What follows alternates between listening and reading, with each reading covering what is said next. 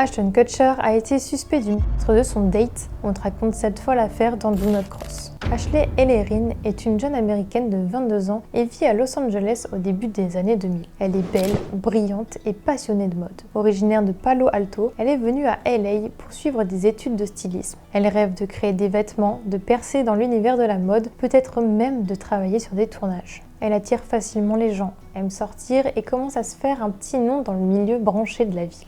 Elle emménage en coloc dans une maison sur Pinehurst Road, à quelques minutes du Sunset Boulevard. Un soir, Ashley croise la route d'un acteur âgé de 23 ans en pleine ascension, Ashton Kutcher.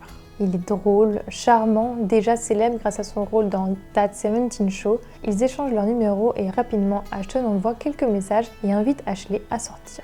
Le 21 février 2001, ils fixent leur premier vrai date. Ashton doit venir la chercher pour aller à une soirée après les cérémonies des Grammy Awards.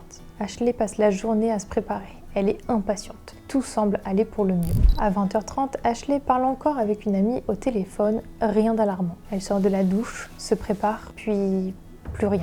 Ashton arrive plus tard dans la soirée, autour de 22h30. Il frappe à la porte, pas de réponse, mais les lumières sont allumées. Il tente de regarder la fenêtre et croit voir une tache rouge sur le sol. Il pense que c'est du vin et se dit qu'Ashley a dû s'endormir ou qu'elle a changé d'avis.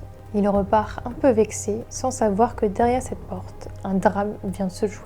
Le lendemain matin, un colocataire d'Ashley découvre son corps. Elle a été poignardée à 47 reprises. La scène est d'une violence insoutenable. Elle est allongée dans l'entrée, à quelques mètres de la porte où Ashton a frappé.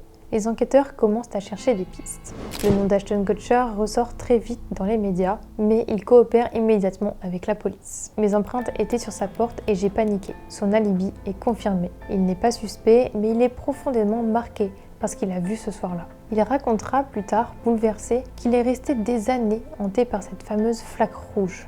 Je pensais que c'était du vin, c'était du sang, et j'ai continué ma vie comme si de rien n'était. Pendant des années, le mystère reste entier. Aucune preuve concrète, aucune piste solide. Qui aurait pu tuer Ashley avec autant de haine et pourquoi ?